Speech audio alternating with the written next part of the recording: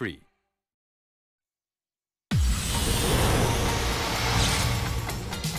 (2018년) 지방선거 직전 경찰이 수사한 김기현 당시 울산시장 관련 사건이 청와대 첩보로 시작된 단서를 검찰이 포착했습니다.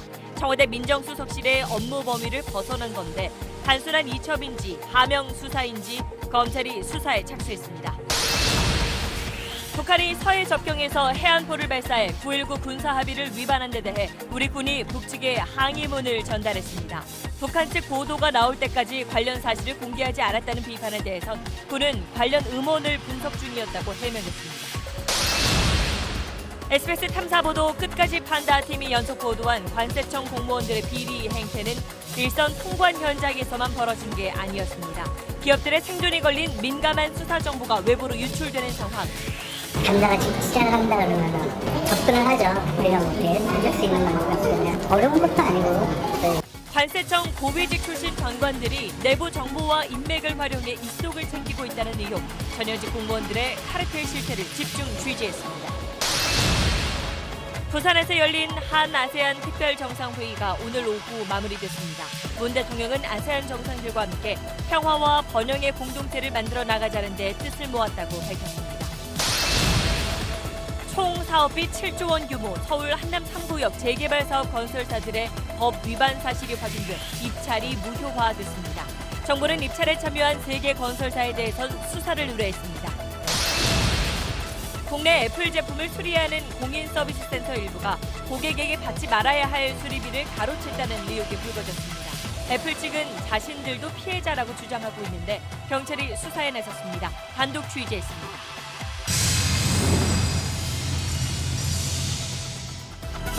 저 차는 무슨 차일까?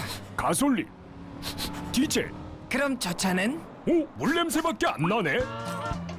현대 수소전기차. 여러분 안녕하십니까? 지난해 지방선거를 앞두고 경찰이 자유한국당 소속이던 김기현 당시 울산시장과 관련해서 수사를 한 적이 있습니다. 그런데 그 수사가 청와대 첩보를 넘겨받아 시작됐다는 단서를 검찰이 포착했습니다. 입수한 첩보를 단순히 넘겨준 건지 아니면 거기에 어떤 의도가 담겨 있던 건지 검찰이 자세히 살펴보고 있습니다. 첫 소식 박원경 기자입니다. 김기현 전 울산시장 관련 사건을 수사했던 황운하 전 울산경찰청장 등에 대한 직권남용 혐의 등 고발 사건이 오늘 울산지검에서 서울중앙지검으로 넘겨졌습니다. 지난해 김기현 시장에 대한 울산경찰청 수사가 청와대 첩보로 시작된 정황이 포착되자 사건을 선거사건 전담수사부서인 공공수사 2부에 배당한 것으로 알려졌습니다. 지난 2017년 말 청와대 반부패 비서관실이 경찰청으로 김 전 시장 관련 첩보를 보내왔었다는 내용의 경찰청 공문을 검찰이 받은 것으로 확인됐습니다. 문제는 대통령령으로 규정된 청와대 직제상 청와대 반부패 비서관실은 대통령이 임명하는 정부 관료나 공공기관장, 임원 등을 감찰할 수 있지만 울산시장과 같은 선출직은 감찰 대상에 포함되지 않는다는 겁니다. 검찰은 김 전 시장과 관련한 첩보가 경찰청으로 건네진 것이 단순한 첩보 이첩인지 청와대의 하명 수사인지 확인할 방침입니다. 하명 수사로 확인될 경우 공무원의 정치 개입을 금지하는 공직선거법 위반에 해당할 가능성이 있습니다. 첩보 이첩 당시 청와대 반부패 비서관은 박형철 현 비서관, 직속 상관인 민정수석은 조국 전 법무부 장관이었습니다. 검찰은 당시 첩보 이첩 사실이 민정수석에게 보고됐을 가능성이 높은 만큼 조 전 장관에 대한 조사 역시 필요하다고 보고 있습니다. 검찰은 또 김 전 시장 관련 첩보가 어디서 누구 지시로 생산된 건지도 확인한다는 계획입니다. 청와대 관계자는 이와 관련해 수사 중인 사안에 대해 언급하는 것은 적절하지 않다고 밝혔습니다. SBS 박원경입니다. 당시 김기현 울산시장에 대한 경찰 수사는 6월 지방선거를 석 달 앞둔 시점에서 시작됐습니다. 그래서 야당에서는 표적 수사 아니냐며 강하게 반발하기도 했었습니다. 김기현 전 시장 본인뿐 아니라 그 가족 또 측근까지 수사 대상에 올랐었는데 지방선거가 끝난 뒤에 모두 무혐의 처분을 받았습니다. 이어서 전영우 기자입니다. 검찰은 지난 2017년 말쯤 청와대 민정수석실이 김기현 전 울산시장 관련 첩보를 경찰청에 넘긴 걸로 파악했습니다. 경찰청에서 첩보를 내려받은 울산지방경찰청 지능범죄수사대는 지방선거 3개월 전인 2018년 3월에 본격 수사에 착수했습니다. 경찰은 김 전 시장이 자유한국당 울산시장 후보로 확정된 바로 다음 날인 3월 16일 울산시장 비서실 등을 압수수색했습니다.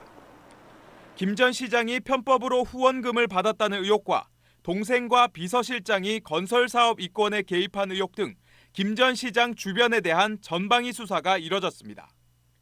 표적 수사라는 야당의 반발에도 경찰은 2달 동안 수사를 벌여 김 전 시장을 검찰의 기소 의견으로 송치했고 한 달 뒤 치러진 지방선거에서 김 전 시장은 낙선했습니다.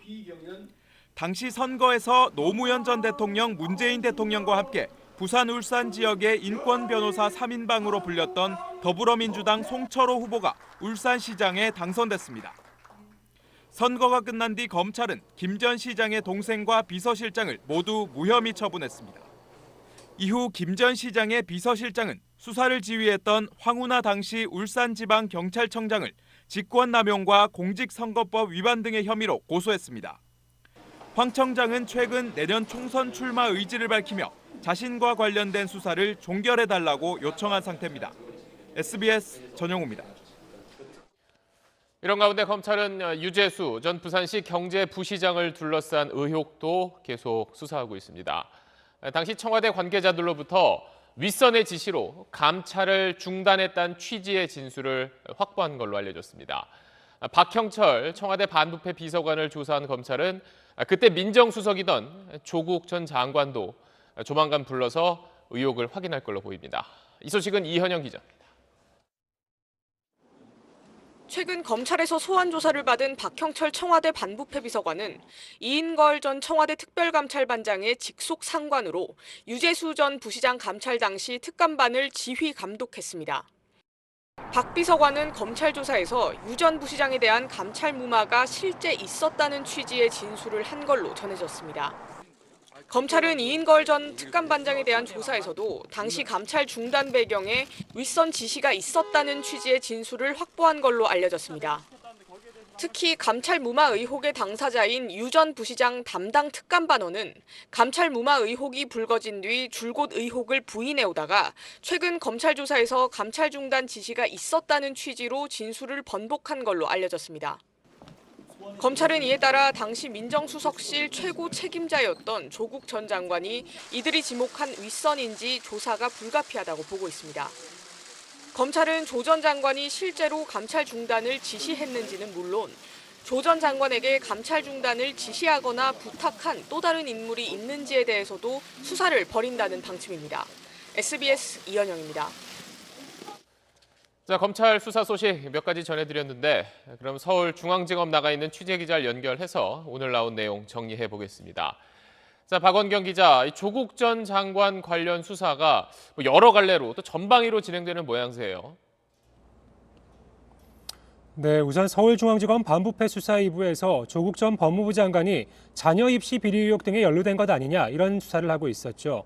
조 전 장관은 앞서 2차례 비공개 소환 조사를 받았는데요. 혐의를 부인하면서 진술 거부권을 행사했습니다. 여기에 서울 동부지검에서 진행 중인 유재수 전 부산시 부시장에 대한 청와대 감찰 무마 의혹과 관련해서도 앞서 전해드린 대로 감찰 중단 지시를 한 윗선이 아니냐 이런 의심을 받고 있습니다. 이런 두 개 수사에 더해서 김기현 전 울산시장 관련 사건에 대한 청와대의 하명 수사 의혹에도 조 전 장관이 자유로울 수는 없는 상황입니다. 조 전 장관 관련 수사가 하나 더 추가됐다고 할 수 있는데요. 검찰 수사가 조 전 장관을 전방위적으로 압박하는 모양새입니다. 방금 박원경 기자가 정리한 대로라면 이제 크게 세 갈래로 조국 전 장관에 대한 수사가 이루어지고 있는 건데 그럼 조 전 장관 사법 처리는 어떻게 할지 여기에 대해서도 좀 이야기가 나온 게 있습니까? 네, 조국 전 장관 관련 가족 관련 수사만 놓고 보면 부부를 같은 범죄로 동시에 구속하지는 않는다는 게 검찰의 관례였습니다. 그렇기 때문에 조 전 장관에 대한 구속영장 청구 가능성이 높아 보이지는 않았습니다. 그런데 유재수 전 부시장 감찰 무마 의혹이나 청와대 하명 수사 의혹까지 불거지면서 상황이 좀 달라지는 것 아니냐 이런 전망이 나오고 있습니다. 유 전 부시장 감찰무마 지시에 윗선으로 조 전 장관이 지목이 됐죠. 청와대 하명수사 의혹도 조 전 장관이 지휘 보고 라인에 있었기 때문에 이 의혹들은 본인이 직접 해명을 해야 되는 상황입니다. 그렇기 때문에 이 두 가지 수사가 어떻게 진행되느냐 이 여부에 따라서 조 전 장관에 대한 사법 처리 수위가 결정될 걸로 보입니다. 지금까지 서울중앙지검에서 전해드렸습니다. 다음 소식 넘어가겠습니다. 한일 군사정보보호협정을 조건부로 연장하는 과정에서 일본이 우리 정부와 합의한 걸 왜곡한 데 대해서 사과를 했다 안 했다. 그 진실 공방이 며칠째 이어지고 있습니다. 일본 외무성 차관이 사과했다는 게 오늘 우리 정부의 설명인데 일본은 여전히 부인하고 있습니다. 임상범 기자입니다. 조세영 외교부 1차관은 반도체 소재 3개 품목의 수출 규제와 화이트리스트 제외 조치에 당장 변화가 없다고 한 지난 20일 일본 경제산업성 발표와 관련해 일본 측의 사과가 있었느냐는 질문에 이렇게 답했습니다. 외교 경로를 통해서 그러한 사실에 대해서 유감을 표명을 했고 해명과 유감의 표명을 접수를 한 바 있습니다. 협상을 해나가야 하는 외교당국의 입장을 담은 답변입니다. 자신들은 전혀 양보한 게 없다는 일본 측 발표에 외교부는 그날 밤 9시가 넘어 주한 일본 대사관 정무공사를 초치했습니다. 우리 측 항의에 일본 공사가 외무성 차관의 메시지를 전달받아 사과했다는 게 정부 관계자들의 얘기입니다. 하지만 일본 외무성 수장의 말은 다릅니다. 日本側から謝罪をしたという事実はありません。日韓それぞれの報道に若干の食い違いがある部分というのはあると、そのように理解をしておりますが 사과 또는 사죄냐 아니면 해명과 유감 표명이냐를 두고 기싸움이 계속되는 가운데 일본 언론은 수출 규제 논의를 위해 한일 양국이 다음 달 초 과장급에 이어 국장급 협의를 여는 것으로 조율하고 있다고 보도했습니다. 다음 달 말 한중일 정상회담에서 문재인 대통령과 아베 총리가 이 문제를 논의할 수 있으려면 그 전에 가시적인 성과가 나와야 하지만 낙관하긴 쉽지 않은 상황입니다. SBS 임상범입니다. 네, 우리 군이 오늘 북한에게 사흘 전 해안포를 쏜 거에 대한 항의문을 보냈습니다. 군 당국은 해안포를 북한이 쏜 걸 알고도 북한 쪽에서 보도가 나올 때까지 그걸 감춘 것 아니냐는 지적에 대해선 분석하는 데 시간이 걸려서 발표가 늦은 거라고 설명했습니다. 이 내용은 김태훈 국방전문기자가 취재했습니다. 연평도 포격 도발 9주년이었던 지난 23일 오전 우리 군은 북측 창린도에서 해안포 발사 징후를 사전에 포착한 것으로 알려졌습니다. 특수 정보를 통해 북한 김정은 위원장이 창린도로 들어간 사실을 파악한 군은 감시 태세를 강화해 이 섬을 주시했고 이때 미상의 음원, 즉 정체를 알 수 없는 소리가 들려 정밀 분석에 돌입했다고 밝혔습니다. 하지만 북한이 창린도에서 해안포를 쏘았다는 군의 최종 결론은 어제 북한 매체들이 해안포 발사 사실을 전한 뒤에야 나왔습니다. 분석하는데 이틀 이상 걸렸다는 게 군 설명입니다. 군은 또 어제 분석을 마쳤다고 해놓고도 북한이 해안포를 언제 쐈는지 입을 닫고 있다가 은폐 의혹이 일자 오늘 부랴부랴 지난 23일 오전이라고 확인했습니다. 함구보다도 저희가 그런 걸 말씀을 드릴 때는 시기를 좀 보고 말씀드립니다. 국방부는 오늘 오전 서해지구 군 통신선을 통해 9.19 군사합의 준수와 재발 방지를 촉구하는 내용이 담긴 항의문을 북측에 전달했다고 밝혔습니다. 하지만 항의문 자체를 공개하지는 않았습니다. 우리 측 항의문에 대한 북한의 반응은 아직 알려지지 않고 있습니다. SBS 김태훈입니다.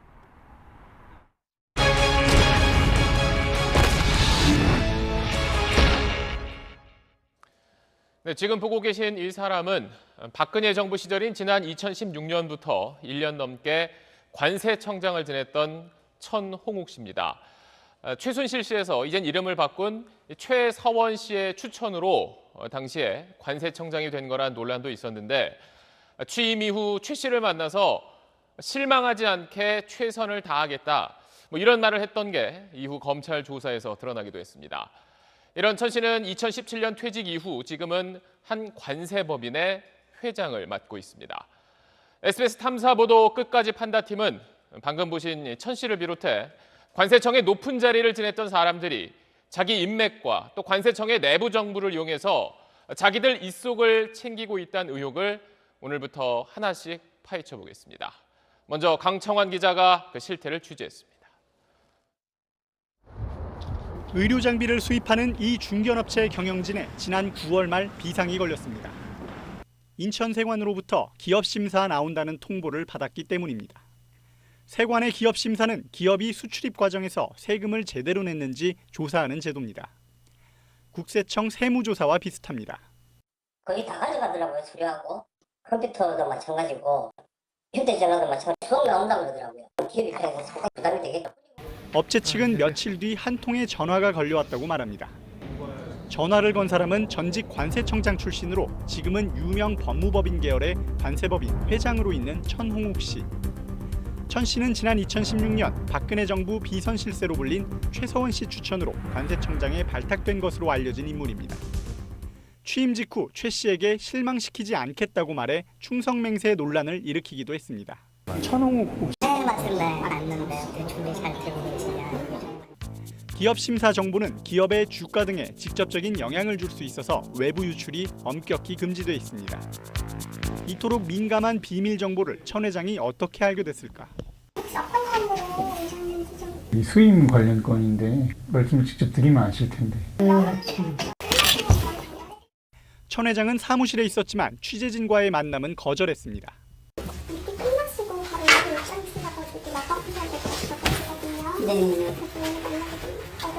근데 여기 지금 계시는 거잖아요. 그럼 나오실 때 잠깐만 여쭤볼게요, 저희가. 연락처 안내 드렸잖아요. 지금 일하고 있는데. 그러니까 나가시라고. 천 회장은 이튿날 법인 관계자를 통해 그런 적이 없다거나 기억이 나지 않는다면서 업체에 전화 건 사실 자체를 인정하지 않았습니다. 며칠 뒤에는 심사 대리가 가능하다는 취지로 이야기한 적은 있는 것 같다고 말을 바꿨습니다. 전화를 걸긴 했지만 심사 정보를 알고 연락한 건 아니라는 겁니다. 하지만 전화를 받은 업체 직원의 기억은 다릅니다. 정신이 없는 상황에서 연락이 와가지고 여기 있네 그렇게 속으로 생각했었어요. 관세청 고위직 출신의 이른바 전관들이 심사나 조사 정보를 먼저 알고 접근하는 사례는 적지 않습니다. 관세청에서 연락을 받아야지 업체를 통해서 받을 수는 없는 정보라고 알고 있는데 갑자기 그렇게 와갖고 제가 굉장히 화를 냈었던 것 같아요. 죄송하다 없던 일로 해주세요라고. 관세사 회에서조차 강력하게 조치하겠다는 공문을 낼 정도입니다. 여기서만 아니고 프랙티스요. 이쪽 업계가 만약 당사가 지시를 한다 그러면 접근을 하죠. 우리가 뭐 할 수 있는 방법이 그냥 어려운 것도 아니고. 끝까지 판다팀의 취재가 시작되자 관세청은 천홍욱 회장이 어떻게 심사 정보를 취득했는지 경위를 파악해 위법 사항이 발견되면 엄정 조치하겠다고 밝혔습니다. SBS 강청환입니다. 자, 정리를 해보면 관세청이 한 기업을 조사하는 건 상당히 민감한 내용이기 때문에 그게 밖으로 절대 나가서는 안 되는 건데 관세청 고위직 출신들은 그걸 알아내서 그 해당 업체에 접근을 하고 있다는 겁니다. 생각해보면 이건 내부의 도움 없이는 쉽지 않은 일입니다. 그렇다면 그들은 어떻게 연결돼 있는 거고 또 왜 직원들은 이미 관세청을 떠난 사람들에게 정보를 흘리고 있는 건지 계속해서 김지성 기자가 전하겠습니다. 지난 7월 부산의 한 무역회사를 관세청이 압수수색했습니다. 압수수색 다음 날 업체 대표는 관세청 고위직 출신의 관세사로부터 전화를 받았다고 말합니다. 어제 압수수색 받으셨죠? 그래서 제가 실례지만 어디십니까? 이 관세법인이라고 하더라고요. 이른바 전관 관세사는 업체 대표가 부산세관에 출석해 관세법 위반 혐의로 조사받은 사실도 알고 있었습니다. 조사는 잘 받으셨으니까 그러더라고요. 그건 어떻게 하세요? 그랬더니 다 후배라고 했지 않았습니까? 우리는 뭐 다 알고 있습니다. 이러더라고요. 조사받고 나와서 점심 먹고 있는데 실시간으로 거의 이거를 다 알다시피 하니까. 관세사는 세관 조사가 끝나기도 전에 다시 연락해 벌금 예상 액수까지 알려줬다고 업체 측이 말했습니다. 20%가 벌금이 나옵니다. 8억 6천 벌금 나오는 걸 안 나오게 해줄 테니 그 8억 6천 중에 20%를 저희한테 달라. 관세사는 또 SNS 메시지로 일전에 관세청 담당 과장과 계장을 면담했다. 관세청 방문을 통해 수사 진행 상황 등을 알아보고 연락드리겠다는 식으로 자신의 네트워크를 과시하며 수임 계약을 종용했다고 업체 측이 주장했습니다. 이 회사를 조사한 관세청 팀장은 해당 관세사를 알기는 하지만 수사 정보를 누설하진 않았다고 말했습니다. 예전에 같이 근무했었던 분입니다. 팀장님이 말씀하신 건 없다는 거죠? 그렇죠. 하지만 업계에서는 기업 심사나 수사 정보를 현직 관세 공무원으로부터 파악한 뒤 해당 기업에 접근하는 게 전관 관세사들의 전형적인 영업 형태로 보고 있습니다. 현직 관세 공무원들의 어떤 내부 정보를 통해서 영업을 하는 관세법인과의 유착을 통해서 그런 부분들이 비일비재합니다. 업계 관계자들은 또 현직 공무원들이 정보를 흘리는 건 일종의 보험금 성격이라고 말합니다. 조사를 받거나 통관에 어려움을 겪는 수출입 업체를 관세법인과 연결해 정기적인 컨설팅 비용을 받게 한 뒤 퇴직 후 해당 관세법인으로 옮겨 수익을 나누어 갖는다는 겁니다. 퇴직적인 물량을 확보해서 그걸 바탕으로 관세법인에 취직을 해서 원리 형태로 가는 그 기업들이 이슈가 있을 때 자기가 그걸 좀 풀어주는 어떤 해결사 역할을. 관세청은 부산무역회사 수사 정보가 유출됐을 가능성이 있다며 담당 팀장을 검찰에 고발했습니다. SBS 김치성입니다. 관세청은 모든 통관 업무를 담당합니다. 그렇기 때문에 수출 수입으로 먹고 사는 회사들, 거기서도 특히 규모가 좀 작은 업체 입장에서는 관세청이 가장 힘세고 또 두려운 곳일 겁니다. 그런 기관이 수사를 한다고 하면 더 위축될 수밖에 없겠죠. 그런 점을 이용해서 대한민국 국경을 지켜야 할 관세 공무원들이 기밀 정보를 흘리면서 서로 챙겨주고 있다는 의혹. 끝까지 판다. 내일 이 시간에는 어떻게 그런 일이 가능한지 한 단계 더 파헤쳐 보겠습니다. 네, 부산에서 열린 한 아세안 특별 정상회의가 오늘 폐막했습니다. 문재인 대통령은 아세안 10개국 정상들과 함께 자유무역이 공동 번영의 기림을 재확인했다고 강조했습니다. 김정윤 기자가 보도합니다. 문재인 대통령이 아세안 정상들과 함께 가장 강조한 건 공동 번영의 조건인 자유무역입니다. 모든 보호무역주의에 반대한다는 표현을 공동 비전 성명에 담았습니다. 전 세계적으로 보호무역주의에 대한 우려가 커지는 가운데 우리는 자유무역이 공동 번영의 길이라는 것을 재확인했습니다. 미중 무역 갈등, 한국에 대한 일본의 수출 규제 조치 같은 보호무역주의에 맞서 GDP 3조 달러 거대 시장 아세안과 협력을 강화하겠다는 겁니다. 아세안 정상들은 혁신 성장과 스타트업 관련 행사를 함께하며 한국과의 협력을 기대했습니다. 한반도 평화도 주요 주제였는데 아세안 정상들은 지역 안보 포럼, ARF 등을 통해 한반도 비핵화와 평화를 위해 긴밀히 협력하겠다고 밝혔습니다. 우리 정상들은 한반도를 포함한 동북아의 평화와 안정이 동남아시아 안보와 연계되어 있다는 데 인식을 같이 하고 어젯밤 환영 만찬에선 한국의 5G 기술로 만든 K-팝 공연이 정상들의 탄성을 자아냈고 김정숙 여사는 정상 부인들과 함께 한국 화장품을 둘러보는 K-뷰티 행사에 참석했습니다. 아세안 10개 나라 가운데 메콩강 유역 5개 나라 정상들이 참여하는 한 메콩 정상회의가 오늘 환영 만찬을 시작으로 내일까지 이어집니다. 부산 백스코에서 SBS 김정윤입니다. 한남 3구역 정비 사업, 한남동의 686번지 일대 5,800가구를 새로 짓는 역대 가장 큰 규모의 재개발 사업입니다. 공사비만 1조 9천억 원에 달하는 이 대형 공사를 따내기 위해서 그동안 현대와 GS, 대림, 3개 건설사가 각각 이런 파격적인 조건을 내세우면서 과열 경쟁해 왔는데 여기에서 20건 넘는 위법 사항이 확인됐습니다. 따라서 이번 입찰은 무효화되고 수사도 이루어질 텐데 조합원들의 시공사 선정 일정에도 차질이 있을 것으로 보입니다. 손영환 기자입니다. 한남 3구역 수주권 확보를 위해 각 건설사들이 써낸 입찰 제안서 내용입니다. GS건설은 3.3제곱미터당 7,200만 원의 고분양가를 보장하겠다고 했고 대림산업은 임대아파트는 아예 안 짓겠다. 현대건설은 이주비를 무이자로 지원하겠다고 약속했습니다. 모두 법 위반입니다. 사업비와 이주비를 무이자로 제공한다는 공약이나 분양가 보장 등은 모두 직간접적으로 재산상 이익을 약속한 것이기 때문입니다. 건설 3사의 제안 내용 중 위법 사항으로 판단된 건 모두 20개 정도입니다. 특히 국토부는 이런 위법 제안이 입찰 무효 사유에 해당하는 만큼 입찰을 아예 무효화하도록 권고했습니다. 현재 입찰을 중지하고 새롭게 재입찰하는 그런 내용으로 저희들이 시정 조치를 하였습니다. 또 건설사들을 수사 의뢰할 방침인데 수사 결과에 따라 건설 3사에 대해 2년 동안 정비 사업에 입찰을 못하도록 할 방침입니다.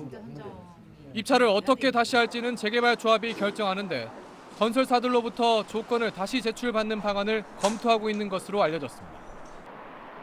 이번 조치는 한남 3구역의 과열 수주전이 집값에까지 영향을 줄 수 있다는 판단에서입니다. 과열 수주전에는 일단 제동이 걸렸지만 2년 전 반포 지역 재건축 수주전 당시 금품과 향응 제공이 문제가 되자 클린 선언까지 했던 건설사들의 행태는 별로 달라지지 않았습니다. SBS 손향환입니다. 20대가 몰던 승용차가 앞서가던 차를 들이받은 뒤 중앙선을 넘어 계속 내달렸습니다. 역주행하면서 차 2대와 더 부딪힌 뒤 멈췄는데 사고를 낸 차량 운전자가 숨지고 5명이 다쳤습니다. 한소희 기자가 보도합니다. 차량 2대 앞 범퍼가 형체를 알아볼 수 없을 만큼 찌그러져 있습니다. 어제 오후 5시쯤 경기 김포시 양촌읍을 향해 가던 승용차가 앞서가던 경차를 들이받았습니다. 사고 차량 운전자는 뒷수습을 위해 내리는 대신 중앙선을 넘어 150m를 역주행하다 추가 사고를 냈습니다. 꽝 소리가 나서 차 사고인가 해서 나와봤어요. 근데 길가에서 불이 나고 있었고 제가 가는 동안도 불이 계속 타올랐고요. 사고가 난 차량은 반대 차선인 이 도로까지 넘어와 차량 2대를 받고서야 그대로 멈춰섰는데 지금도 현장엔 이렇게 차량 파편이 그대로 남아 있습니다. 사고를 낸 차량에 불이 나면서 차량 앞부분이 다 타버렸는데 차량 안에 있던 20대 운전자가 크게 다쳐 병원으로 옮겨졌지만 끝내 숨졌습니다. 나머지 차량에 타고 있던 운전자와 동승자 5명도 크고 작은 부상을 당해 병원에서 치료를 받았습니다. 사고 차량 운전자가 숨지는 바람에 첫 사고 뒤 왜 역주행을 했는지 등은 아직 확인되지 않았습니다. 경찰은 사고를 낸 운전자의 음주 여부 등 정확한 사고 경위를 확인하기 위해 국과수에 부검을 의뢰했습니다. SBS 한소희입니다. 애플은 우리나라에서 유베이스라는 업체에 공식 서비스 센터 업무를 맡긴 상태인데요. 일부 서비스 센터에서 무상수리 대상인 경우에도 고객을 속이며 돈을 받아 챙겼다는 의혹이 불거졌습니다. 경찰이 수사에 나섰습니다. 정다은 기자의 단독 보도입니다. 국내에 애플 기기 수리를 맡고 있는 유베이스의 서비스 센터입니다.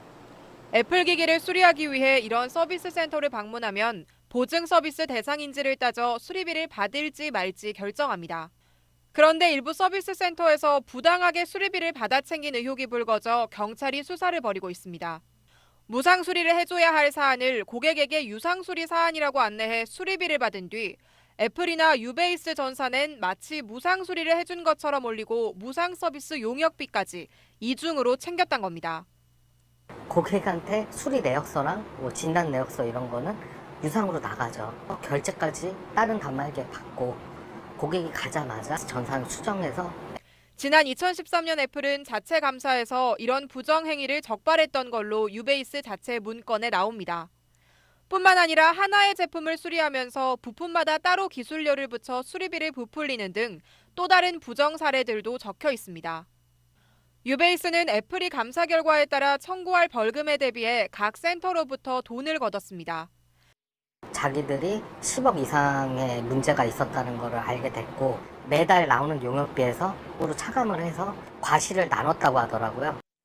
하지만 고객들로부터 부당하게 받은 수리비가 얼마인지는 따져보지도 않았습니다. 돌려줄 계획이 아예 없었기 때문입니다. 애플과 유베이스 측은 일부 침수와 파손 등의 유상수리 사안을 애플에게 무상수리 사안이라고 속여 용역비를 받아갔을 뿐 고객에게 편취한 돈은 없다는 입장입니다. 이에 따라 서울 강남경찰서는 유베이스 직원 등을 불러 고객도 피해를 입었는지 액수가 얼마인지 등을 수사할 예정입니다. SBS 정다은입니다. 공무원들의 엉터리 해외 출장 여러 번 지적돼 온 일인데 이번에 허위 출장 보고서를 내면서 내년에 또 정부 예산 달라고 했다가 심사 과정에서 딱 걸린 사례가 있습니다. 권지윤 기자가 보도합니다. 법무부 북한인권기록보존소 검사 등 직원 3명은 지난해 11월 8박 10일 일정으로 유럽 출장에 나섰습니다. 독일, 오스트리아, 프랑스의 선진화된 기록물 관리 체계를 조사하겠다며 예산 1,360만 원을 타갔습니다. SBS가 출장 보고서를 확보해 살펴봤습니다. 11월 21일 오전 10시부터 2시간 동안 독일 기록원을 방문했다고 돼 있는데 비행기표를 확인했더니 해당 시간에 출장자들은 프랑스행 비행기를 타고 있었습니다. 또 사흘간 머무른 프랑스에선 뭘 했는지 보고서에 전혀 담겨있지 않습니다. 국회 법사위 예산회의록에선 허위 보고를 찾아낸 최입의 바른미래당 의원 등이 예산 낭비를 질타하자 법무부는 여행 계획도 일부 담겨 있었다고 잘못을 인정하면서도 일부 예산만이라도 남겨달라고 요청한 걸로 기록돼 있습니다. 해당 부서의 내년 출장 예산 1,400만 원은 전액 삭감으로 결론났습니다. 네 돈이면 그렇게 쓰겠니라는 심정으로 각 기관들에서 사전 심의하고 사후 결산을 하는 과정들을 잘 만들어야 되는. 딱 걸린 허위 보고서 덕분에 이번엔 걸러냈지만 513조 예산 심사를 하면서 각 부처 출장 예산까지 모두 살펴보기란 쉽지 않습니다. 문제 예산을 반복적으로 올리는 부서엔 심사 과정에서 불이익을 주는 등의 제도적 장치도 검토해볼 필요가 있어 보입니다. SBS 권준입니다. 정부 여당이 문재인 대통령이 약속했던 어린이 안전법안, 이른바 민식이법 후속 조치에 나섰습니다. 어린이 보호구역에 과속카메라 8,800대를 설치하는 방안이 포함됐는데 이 민식이법 말고도 통과를 기다리는 어린이 안전법이 많습니다. 박하정 기자입니다. 아이 잃은 부모들이 다시 국회를 찾아 고개를 숙였습니다. 가슴에 묻은 아이 사진과 법안 통과 촉구서를 함께 든 채였습니다. 하나하나 더 봐보니까 좀 봐주세요. 정부와 여당은 오늘 민식이법 내용을 반영해 어린이 보호구역 내에 과속 카메라 8,800대, 신호등 10,000여 대를 순차적으로 설치하기로 하고 우선 내년 예산에 1,000억 원을 반영했습니다. 하지만 다른 아이들 이름을 딴 법안은 여전히 제자리입니다. 어린이가 다치면 즉시 응급의료기관으로 옮겨 조치하게 하고 어린이를 태운 차는 통학버스로 신고해 관리하게 하는 등 우리 어린이들 안전하게 지켜주자는 법들입니다. 왜 하냐면요. 애들이 지금도 그렇게 있어요. 다른 애들이. 잠이 안 와요. 그래서. 부모들은 야당 원내대표들도 찾아갔습니다. 이렇게 안 하셔도 됩니다. 저희가 국회가 너무 좀 제 역할을 못해서 저희가 이런 거는 더 관심 갖고 했어야 된다는 생각을 했고요. 부모도 많이 있고요. 부모도 많이 있습니다. 혜인이법, 태호유찬이법, 한음이법은 아직 처리 일정조차 못 잡은 상황에서 주차 차량 미끄럼 방지를 규정한 하준이법은 이르면 이번 주 민식이법과 함께 겨우 국회 문턱을 넘을 걸로 예상됩니다. SBS 박하정입니다. 네, 서울시 교육청이 과도한 사교육 부담을 줄이겠다며 추진해온 학원 일요 휴무제. 찬반 의견이 갈리면서 공론화위원회가 논의를 벌였는데요. 학생과 학부모, 교사로 구성된 시민참여단의 62%가 일요일에는 학원을 쉬게 하자는데 찬성했습니다. 청소년들의 건강과 휴식권을 보장하자는 건데 반대하는 쪽에선 학생들의 자율적 학습권을 침해하는 거라고 말합니다. 박찬범 기자가 보도합니다. 우리나라 청소년의 38%는 잠자는 시간이 부족합니다. 가장 큰 이유는 학원과 과외. 초등중학생 10명 중 1명은 학원을 4개 이상 다닌다는 조사 결과도 있습니다. 월화수목금 토요일까지 학원이 지금 꽉 차 있고 그런데 하루만이라도 좀 편하게 쉬면 좋겠어서. 이렇게 과도한 사교육 문제를 해결하겠다며 조희연 서울시 교육감은 학원 일요 휴무제를 공약으로 내걸었습니다. 이번에 공론화위원회에서 시행을 권고한 만큼 일단 공감대는 형성됐습니다. 일요일까지는 아직까지는 보내고 싶지 않은데 평일 사교육만으로도 지금 현재로서는 충분하다고. 하지만 실제 시행까지는 난제가 한두 가지가 아닙니다. 현행 학원법을 개정해 법적 근거를 마련해야 하는데 내년 4월 총선을 앞둔 정치권이 찬반이 엇갈리는 학원 휴무제 시행에 적극적으로 나설지 미지수입니다. 차선책으로 교육감 권한으로 별도의 조례를 제정하는 방안이 있는데 위법 논란이 불거질 수 있습니다. 법제처가 상위법인 학원법 개정 없이 조례만으로 학원 휴강을 정할 수 없다는 유권 해석을 내놨기 때문입니다. 국가의 법제처에서는 조례로 못 한다고 했고 서울시 교육청이 국가의 법령 해석을 부정하면서 조례로 추진할 리가 없다. 불법 개인가해가 성행하거나 서울만 막으면 경기도 학원으로 원정을 갈 거다. 그래서 비용이 더 들 거란 우려도 나옵니다. 하지만 일주일에 하루라도 실시간을 주는 건 학생들이 학원으로부터 자유로워질 수 있는 시발점이 될 수 있다는 점에서 교육청의 시행 의지가 중요해 보입니다. SBS 박찬범입니다. 네, 1년 4계절 내내 치마만 입고 일하는 사람들이 있습니다. 치마 유니폼을 입어야 하는 여성 노동자들 이야기입니다. 어떤 근거나 규정이 있는 게 아니라 대부분 관행이란 이유로 이어져 오고 있는 겁니다. 저희는 오늘부터 여성 노동자들이 자유롭게 근무복을 선택할 수 있는 그런 일터를 만들기 위한 연속 보도를 준비했습니다. 먼저 정혜경 기자, 원종진 기자가 우리 실태부터 전해드리겠습니다. 영하를 밑도는 날씨. 백화점 문 앞에서 치마를 입은 직원들이 주차 안내를 하고 있습니다. 야외 대기석에 난방기가 있어도 추위를 막는 건 역부족입니다. 여기 치마만 입으셔야 되는 거예요? 어떤 게 약간 필요하신 것 같으세요?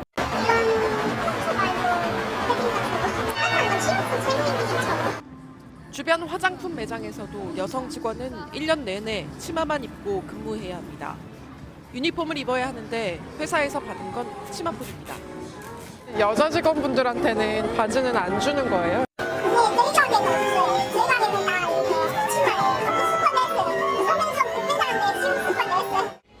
이렇게 치마만 입는 근로자들은 고객 응대, 안내 서비스 등을 담당하는 직원들이 대부분입니다. 취재진이 서울에 있는 국내 3대 백화점 본점을 찾아가 봤습니다. 층별 안내 데스크, 유모차 접수 직원, 운송 대행, 세금 환불 등 안내 서비스를 제공하는 여직원 대부분 치마를 입고 있습니다. 치마 유니폼만 입고 종일 앉았다 섰다를 반복하며 겪는 고충도 많습니다.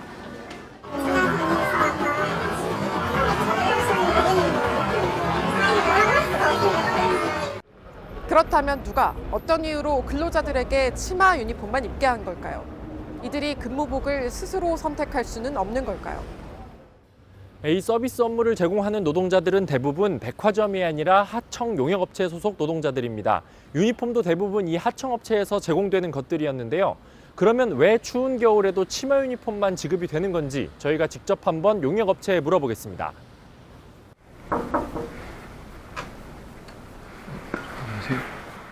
복장 같은 게 규정이 이제 뭐 정해져 있는 건지 예전부터 이것도 규정하는 규정처럼 뭐 치마 입어야 된다 이건 아니거든요. 해왔던 뭐 그런 유니폼이나 이런 거 하시면 그대로 이제 여성 노동자는 치마를 입으라는 관행이 이어지고 있는 건데 물론 하청 용역업체가 이 관행을 바꾸기는 현실적으로 어렵습니다. 원청에서 좀 요구하는 조건이 좀 까다로운 데가 있어요. 특히 치마만 입어야 하는데 이제 안에서 그거 이런 이건 아니죠. 그래서 유니폼 선택 권한이 있는 원청업체, 즉 대형 백화점들의 입장을 물었습니다. 백화점들은 활동량이 적은 직무에만 치마를 지급하고 있다면서도 직원 의견을 수렴한 뒤 바지 유니폼도 함께 지급하는 걸 검토하겠다고 밝혔습니다. 오래된 관념을 바꾸는 것, 한겨울에도 치마만 입어야 했던 여성 노동자의 현실을 바꾸기 위한 출발점입니다. SBS 정혜경, 원종진입니다. 자, 한겨울 밖에서 일하는 사람이 추위를 막아주는 좀 따뜻한 옷을 입으면 뭐 그만큼 일하기도 더 수월하고 일도 더 잘 될 겁니다. 그런데도 우리 현실은 그렇지 못합니다. 이어서 정경윤 기자가 직원들의 이야기를 들어봤습니다. 세리랑 연회장에서 일을 했었는데 주방 같은 경우에는 물이 많기 때문에 구두를 신고 작은 복복으로 걸으면 위험한 장소라고 생각이 드는데 유니폼 입으면 무조건 깔끔해야 되니까 머리 단발도 안 되고요. 머리 묶고 머리감을 해야 되고. 치마 유니폼에 맞춘 밝은색 스타킹과 검은 구두, 머리 색과 모양까지 회사의 복장 규정은 없지만 오랜 관행과 고정관념이 규정만큼이나 엄격합니다. 문제를 제기해도 통하지 않습니다. 가디건 같은 거 하나만 걸치면 안 되냐고 말씀드렸더니 너무 편해 보여서 보기에 좋지 않을 것 같다. 자켓 위에 걸쳐 입어라. 처음에는 유니폼이 사원증 같은 느낌이었는데 이제는 딱 진짜 감옥이 맞는 것 같아요. 업무에 불편한 것도 문제지만 여성성만 강조하는 복장을 강요하는 건 직장 내 성차별 문제이기도 합니다. 노동자로서 여성을 평가하기보다는 어떤 성적인 대상화된 장식품으로서 사고하는 경우가 많기 때문에 그런 거거든요. 편하게 일을 할 수 있으면 생산성이 더 올라가요. 치마를 바지로 일률적으로 바꿀 필요는 없지만 여성들이 업무에 적합한 유니폼을 선택하는 직장 문화가 정착될 수 있도록 저희도 보도를 이어가겠습니다. SBS 정경윤입니다. 네, 이번엔 홍콩 소식입니다. 지난 주말 구의회 선거에서 범민주 진영이 압승하면서 거리에서부터 변화가 느껴지고 있습니다. 홍콩 연결합니다. 장성엽 특파원, 먼저 홍콩 경찰들의 대응 방식이 많이 바뀌었다고요?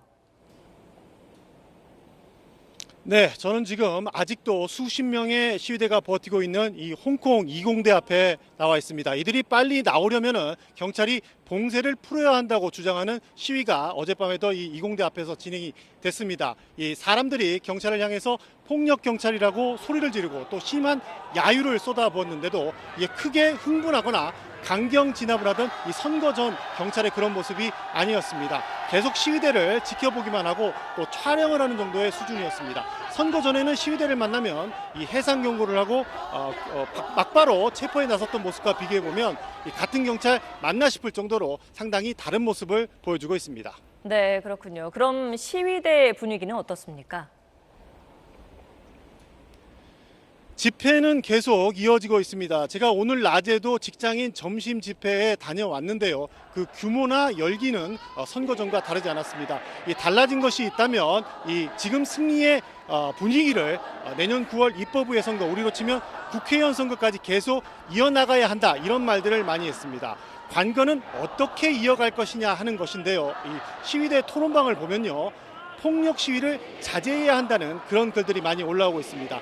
어렵게 얻은 기회이니만큼 이 베이징에 반격의 빌미를 주지 말자는 주장입니다.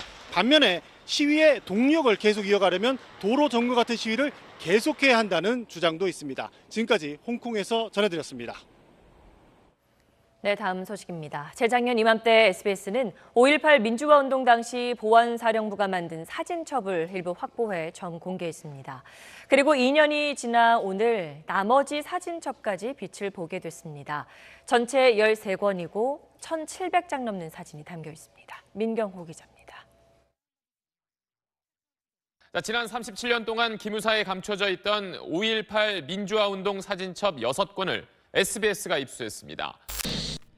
시위대를 폭도로 몰아가는 내용의 보안사령부 사진첩이 공개된 지 2년 만에 7건이 추가로 공개됐습니다. 전단지를 살포하며 선무 활동을 하는 군 헬기, 군용 트럭 주변에 힘없이 엎드려 있는 시민들, 도청 앞 길거리에 놓인 사망자 명단, 5.18 민주화 운동 당시 보안사령부가 만든 사진첩 사진들입니다. 옛 보안사, 현 군사안보지원사령부가 국가기록원에 넘긴 사진첩 13권을 대한신당 박지원 의원이 공개했습니다. 사진은 모두 1,769장에 달합니다. 사복을 입고 위장 투입된 이른바 편의대 군인들이 촬영하거나 기자들한테 빼앗은 사진들입니다.